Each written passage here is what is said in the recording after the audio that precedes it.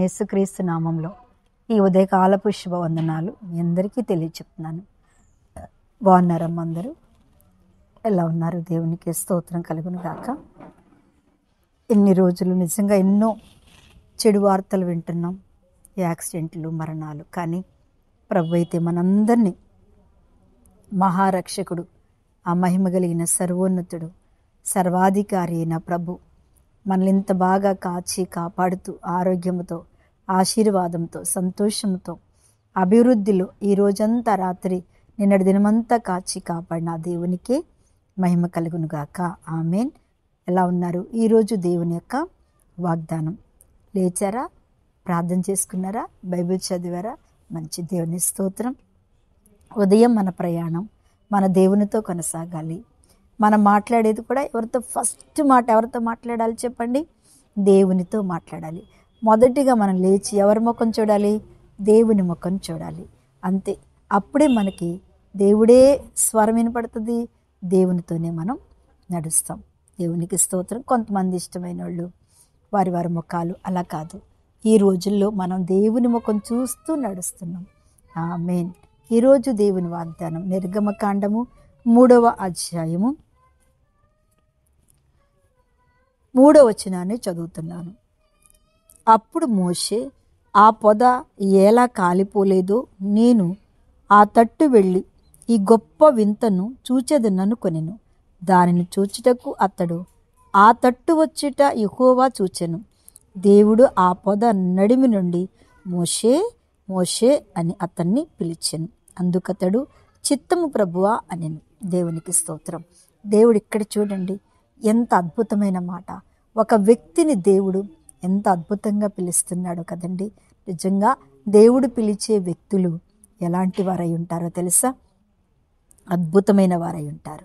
అంటే నిర్దోషులై ఉంటారు, నిష్కప్టులై ఉంటారు. దేవుని చేత వారు దీవించబడిన వారై ఉంటారు. అందుకని ఆయన మోషేతో 3వ అధ్యాయంలోనేమో మోషే ఆ పొద ఎలా కాలిపోలేదు ఆశ్చర్యపోతున్నాడు. పొద ముందుండి ప్రార్థన చేస్తున్నాడు, పొదలో ఉండి దేవుణ్ణి మహిమపరుస్తున్నాడు. కానీ అది కాలిపోలేదంట.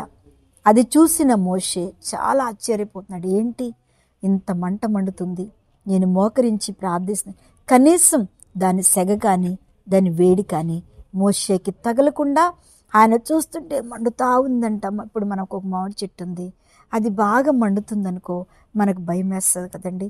కానీ చూడండి, దేవుడు ఎంత అద్భుతమైన కార్యం.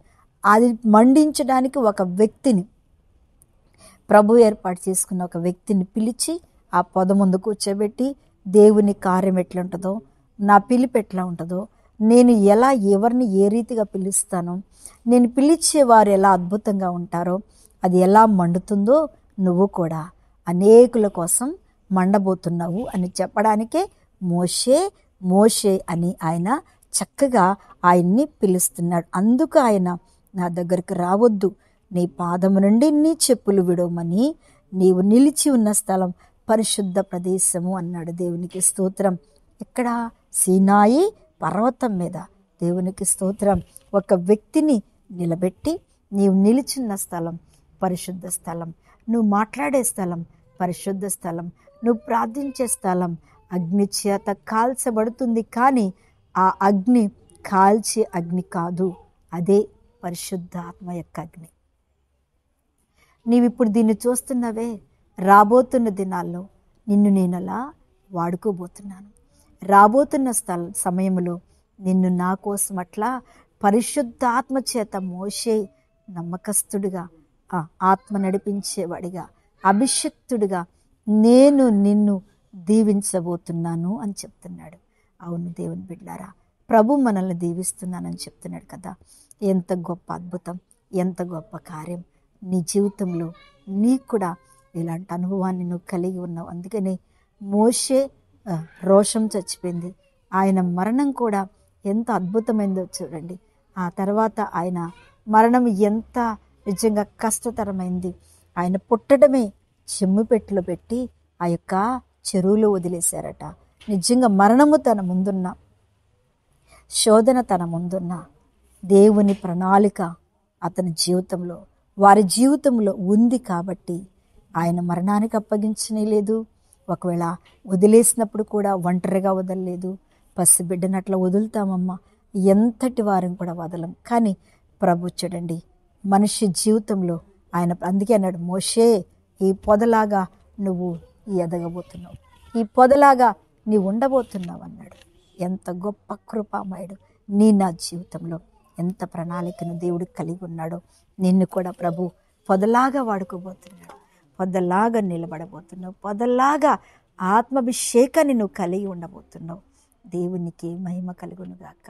కళ్ళు మూసుకోండి, ప్రార్థన చేస్తున్నా.